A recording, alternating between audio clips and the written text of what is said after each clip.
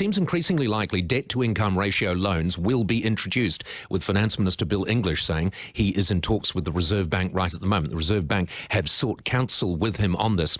Any changes are likely to be months away, though, but their implementation could be felt immediately. New Zealand Initiative Executive Director Oliver Hartwich joins me now. Oliver, good morning to you. Good morning, Paul. Let's talk firstly about National's policy statement yesterday, and obviously expectation was quite high that this was National going to strong-arm councils and show that they are really treating housing seriously. Did it meet that expectation for you?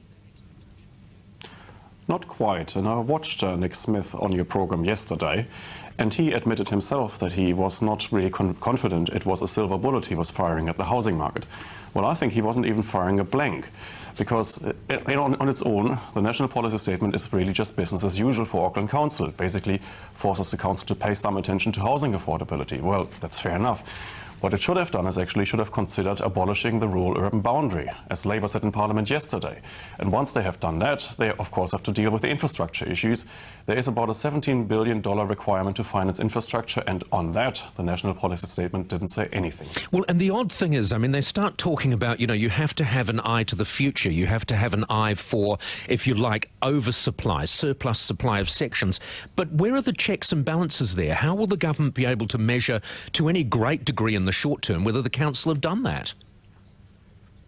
Well, they don't really have any way to control that properly. I think what they should really do is they should go back to the drawing board and think about how should a planning system look like. And I think a planning system has to be completely reformed. And we at the New Zealand Initiative have been saying this for years now, that we think we need to get rid of the rural urban boundary. We need to make planning a lot simpler. That means we have to get rid of height and density controls. And then we have to find different ways of financing infrastructure. And on that front, I think municipal bonds financing infrastructure are a way better measure to finance infrastructure than putting it on the council, as the minister suggested yesterday, or requiring developers to upfront infrastructure payments with developer contributions. If you were Len Brown, and obviously you're not, or you wouldn't be on this program, if you were Len Brown, would you have looked at that policy statement yesterday and thought, oh, thank God, we don't need to worry about this? Well, thank God I'm not Len Brown, but yes, I think for the council it's actually business as usual.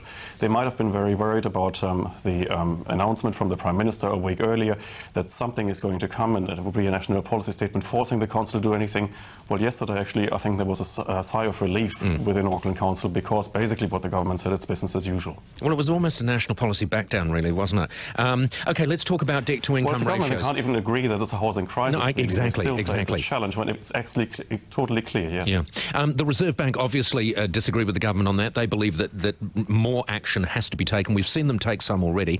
For a while now, they have been referring to debt-to-income ratios, which have proved useful in some other countries. Great Britain is the one that's often cited. From the latest that we've heard from them, the fact that Bill English is talking to them about it, do you believe that this is going to be reality in the medium to short term? Well, it could well happen. We could well see the introduction of such ratios, but I don't think that we will actually see a massive impact on the housing market, because to me that is just another way of really treating the symptoms but not curing the disease. The disease, as the Minister rightly pointed out yesterday, is actually land availability and housing supply. He was quite rightly pointing out that the average section in Auckland now costs you $450,000, whereas just a few years ago it was about $100,000. That's where you have to start. If you're just dealing with the demand side, you're not actually curing the disease. I think you're just encouraging the speculators to speculate even harder. You know, although you are taking away their lending ability, and for some that will affect them considerably. The interesting thing here, though, is that they are right in identifying the key problem. They are right in having a national policy release, but their national policy release didn't really address the key problem that they've identified. Can I just ask you, Oliver, are we in a housing bubble? Could it potentially burst in the near future? Well, I think whenever you're constraining supply, land supply, what you're doing is you're exaggerating prices, you're exaggerating expectations, so you're laying the foundations of a bubble.